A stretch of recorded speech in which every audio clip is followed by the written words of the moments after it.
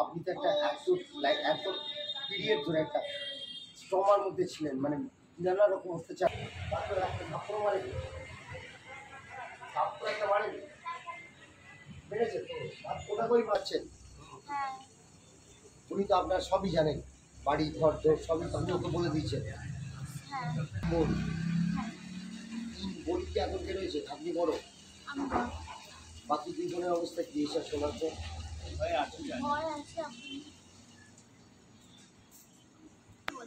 বন্ধু মেসেজে বলছে, বন্ধু আপনাকে মেসেজে কি বলবে? যে এরকম এরকম ব্যাপারে বলছে, তোর ব্যাপারে তোর বাবা কোথায় আছে কোথায় না আছে তোর বাবা। মেসেজটা লাগাতে পারবো না,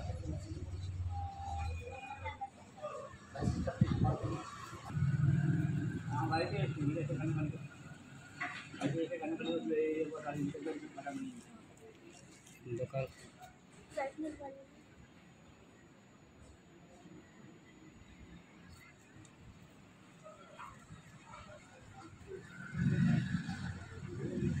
একদম টেনশন নেবেন না, আমরা আছি, পুলিশ দাদারা রয়েছে, এত হেল্প করেছে, কারোর কপালে কিন্তু জোটে না এইভাবে ফিরে আসা নাই। ঠিক আছে, তুমি আমার মেয়ের মতো এবং নিজের জায়গায় দাঁড়িয়ে রয়েছে, বাবা তোমাকে সাপোর্ট করছে, সবাই তোমাকে সাপোর্ট করছে, এটা কিন্তু অনেক বড় ব্যাপার। এই ভুল জীবনে আর কোনোদিন করো না।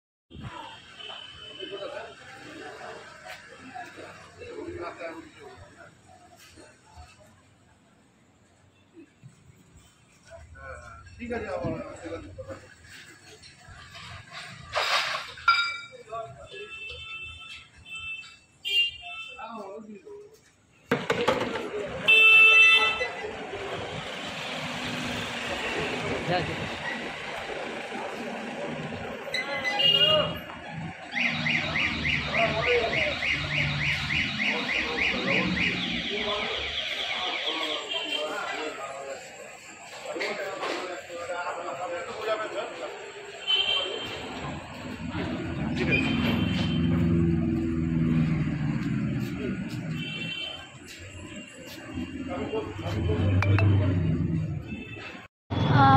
আমার সাথে ফোনে যোগাযোগ হয়েছিল, তারপর বিয়ে করে নেওয়ার উদ্দেশ্যে আমাকে নিয়ে গেছিলো বিহারে, আর একটা রুমের মধ্যে বন্ধ করে রেখেছিল বিক্রি করার জন্য।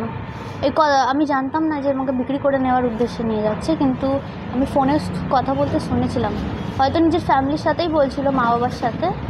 তারপরেই আমি জানতে পেরেছি যে আমাকে বিক্রি করার জন্য নিয়ে যাচ্ছে। ওই অবিনাশ সিং। আচ্ছা, কোথায় থাকো? মুজফ্ফরপুর, দেউরিয়া ভোজপাট্টি। আচ্ছা, ওখানে নিয়ে যাওয়ার পর তারপরে কি?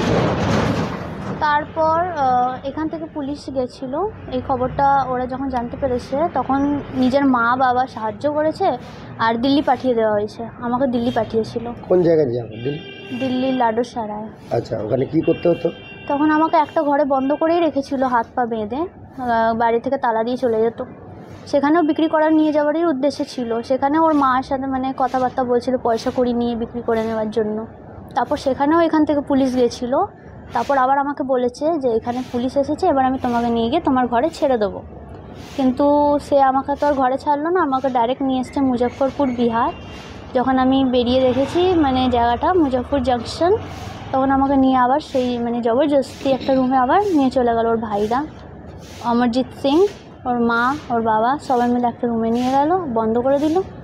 আবার সেখানেও সেই ওই একটাই কথা চলছিল, এখান থেকে আবার অন্য জায়গায় পাঠাবো, বিক্রি করে দেবো, এইসব। তখন আবার এখান থেকে আমি একজনের হেল্প নিয়ে ফোন করেছিলাম, হাত পা খুলে দিয়ে চলে গেছিলো, মানে অতটা সেই সময় ওরা বুঝে উঠতে পারিনি কি মেয়েটা বেরিয়ে যাবে। আমি একজনের নাম্বার থেকে ঘরে ফোন করলাম, আর এখান থেকে পুলিশ গেছে, তখন এরা আমাকে ওখান থেকে হ্যান্ড ওভার করেছে। এখানে কোন এরিয়ায় তুমি থাকো? আমি শালকিয়া থাকি। শালকিয়া থাকি।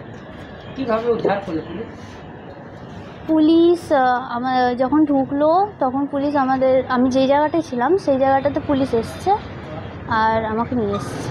আমাদের কাছে খবর আছে তোমাকে একটা নোংরা জায়গায় বিক্রি করে দেওয়া হয়েছিল, সেখানে কোনো নোংরা কাজ করতে হয়েছিল?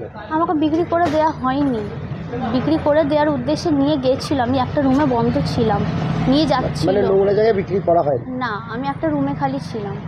প্ল্যানিং চলছিল? হ্যাঁ, প্ল্যানিং চলছে। এখন যে বাড়ি ফিরে আসছো কিরকম লাগছে?